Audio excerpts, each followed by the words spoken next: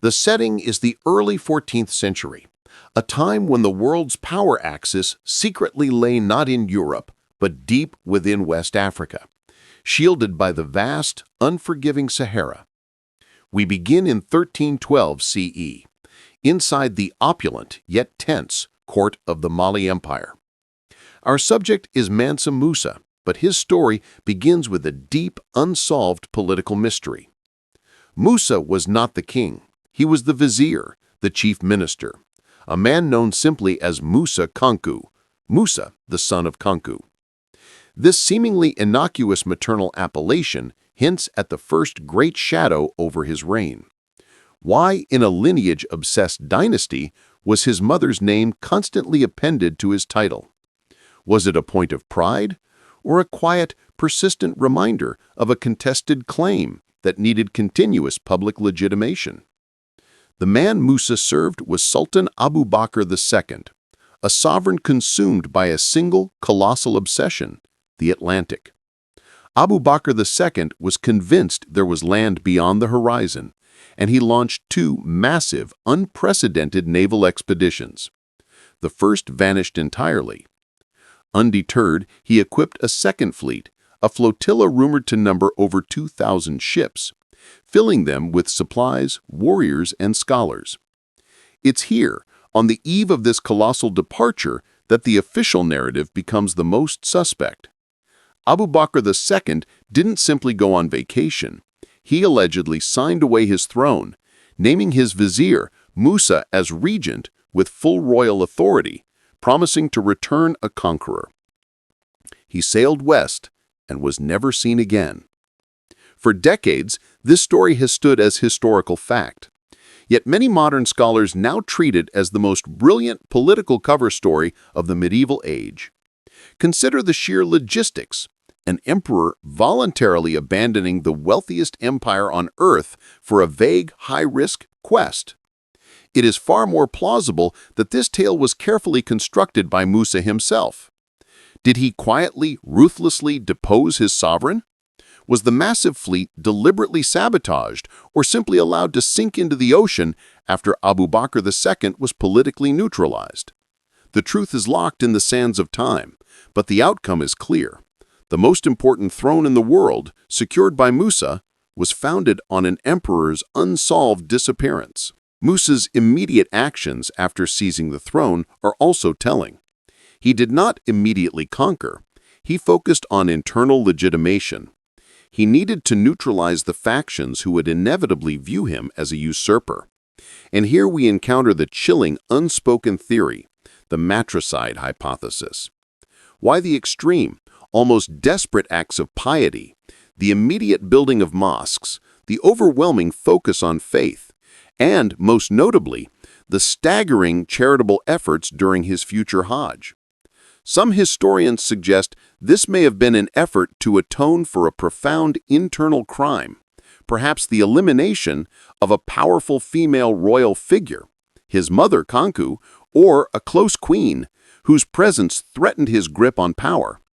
The intense public piety was in part a massive public relations campaign designed to secure his place under God's and the caliph's authority. But a great king must be more than a survivor. He must be a builder. Musa's governance was a masterstroke in structural stability. Recognizing the logistical impossibility of ruling his vast, geographically diverse empire from a single city, he relied on an ingenious system of decentralization. He appointed loyal governors, known as the Farba, across the major provinces. These Farba were given immense local autonomy, managing regional trade, customs, and tax collection. Crucially, their power was ultimately constrained by the empire's ancient unwritten constitution, the Kurukan Fuga, or the Mondain Charter. This foundational charter, dating back to the empire's founding, laid down rules for social welfare, human rights, and religious tolerance. By respecting local customs while ensuring a steady flow of tribute, Musa established a political system that was both flexible and financially resilient, setting the stage for the economic explosion that was to come. His rule was defined by a ruthless political beginning, secured by immense cultural expenditure and stabilized by a pragmatic, decentralized administration that would sustain his immense power. The sheer size of the Mali Empire, stabilized by Musa's pragmatic, decentralized administration, and the foundational Kurukan Fuga, set the stage for the true Golden Age. The politics were settled, and now the economy could explode. The secret to Mali's unparalleled global power was simple: gold. At the beginning of the 14th century, the gold mines of Bambouk and Bouré, all now under Musa's control, supplied an estimated 2/3 of the total gold circulating in the Old World.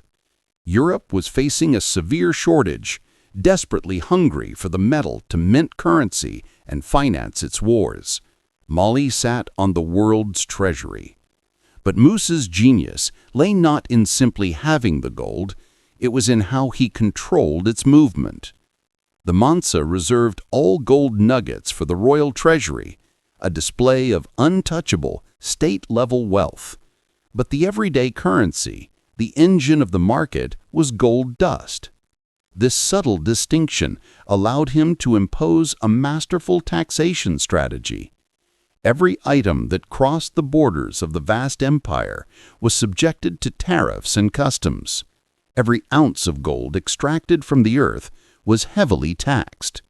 It was a sophisticated, reliable system, a non-stop flow of revenue that meant the royal coffers never ran low. The Mali Empire didn't just have gold, it perfected the art of taxing capitalism. Yet gold wasn't the only commodity keeping the empire's financial heart beating. As gold flowed north, it was exchanged for the one item just as valuable in the harsh climate: salt.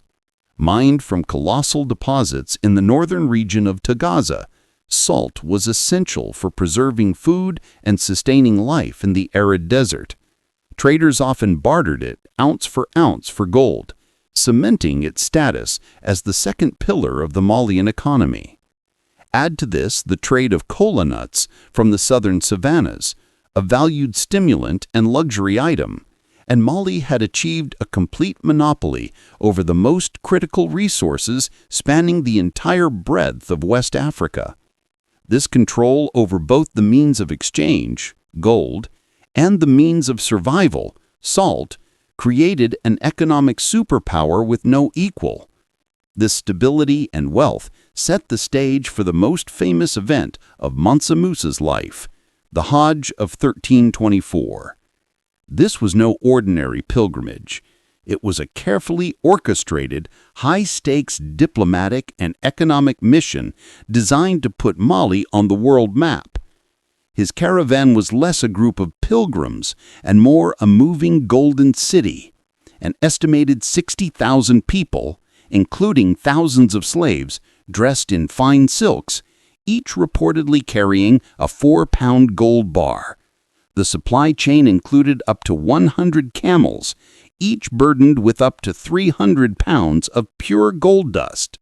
The total weight of gold transported is estimated to have exceeded 2.1 metric tons. When this spectacle reached Cairo, the primary gold market of the time, the result was a financial earthquake. Musa's legendary, almost reckless generosity saw him distribute vast quantities of gold as zakat, charity, and through lavish gifts. The sudden, massive, and uncontrolled injection of gold into the local economy immediately and dramatically devalued the metal. Gold's price plummeted, causing instant hyperinflation across Egypt and the Middle East. Essential goods and services became unaffordable.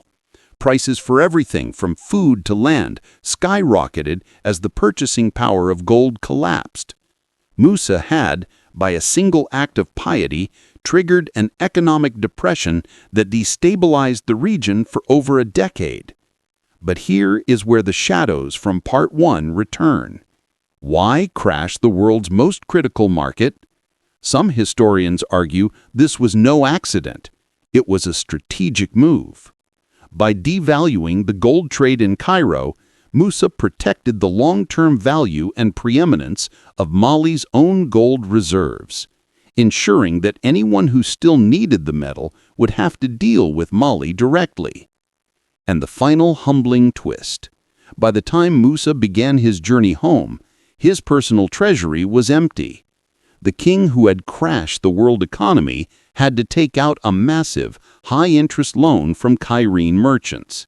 When he later repaid this debt, he dumped more gold back into the market, unintentionally deepening the economic recession he had started.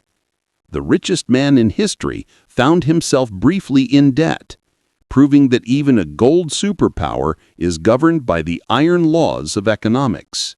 The golden light of the Mansa was brilliant, but it came with a colossal, global price tag. Mansa Musa's gold was the envy of the world, but his true and most enduring investment was not in treasuries, but in intellect. Having solidified his political power through calculated displays of wealth and piety, he pivoted his focus to cultural supremacy. Following his legendary Hajj, Musa returned not just with stories, but with a crucial element of the global Islamic world: knowledge. He brought back scholars, poets, and, most famously, the architect Abu Ishaq Ibrahim al-Sahili from Al-Andalus. Musa commissioned al-Sahili to design and oversee the construction of grand mosques and majestic public buildings across his empire. His aim was to turn the dusty trading hubs of Timbuktu and Gao into cities of light, rivaling the great centers of the Islamic world. Timbuktu, already a key trading nexus, was transformed into an intellectual powerhouse. Musa established the famed University of Sankore, which swiftly became a magnet for scholars across Africa and the Middle East. Thousands of students attended, studying not just theology, but also mathematics, astronomy, jurisprudence, and engineering. Musa strategically utilized Islam not merely as a faith, but as a potent diplomatic asset. By transforming Mali into a recognized center of Islamic scholarship, he gained allies, respect, and trade partners across the Mediterranean and beyond. This investment in education secured a legacy that would long outlast the empire's political boundaries. His power projection wasn't just physical, it was cartographical. His enduring image, seated on a throne, holding a massive gold nugget and a royal scepter, was famously immortalized on the Catalan Atlas of 1375.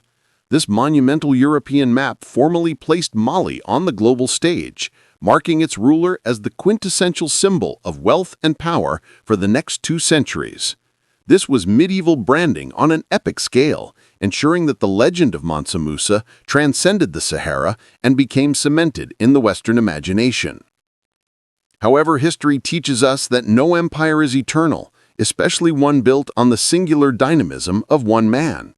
Following Mansa Musa's death in 1337, the foundation of the empire began to crack. The system of governance he had built, which relied so heavily on his personal authority, proved vulnerable to less capable successors and internal strife. The vastness of the empire, once a strength, became a liability. The decentralized administration, once efficient, began to fragment. Successors lacked Musa's ability to maintain the delicate balance among the various clans and the local farba. Corruption and ambition, which Musa's firm hand had suppressed, began to fester among the court ministers. The very gold and salt mines that fueled the treasury became points of rebellion. One by one, the strategic and wealthy conquered territories, most notably the city of Gao and the salt regions, began to assert their independence. The continuous, vital flow of tribute and tax revenue began to dry up. The external factors also worsened. Rival trade routes emerged, and new powers, particularly the rising Songhai Empire to the east, began to challenge Mali's military and economic dominance. The rapid, irreversible decline of the Mali Empire after Musa's reign serves as a powerful cautionary tale. It proves that while a brilliant ruler can quickly amass unprecedented wealth and build a powerful state, the true long-term measure of that state is its ability to transition power and sustain its institutions. The gold was spent, the political structure faltered, and the immense empire, which briefly held the world's purse strings, vanished into the sands of history. What remains is the cultural legacy, the echoes of learning at Sankore, the architectural ghost of a golden age, and the enduring legend of the richest man who ever lived.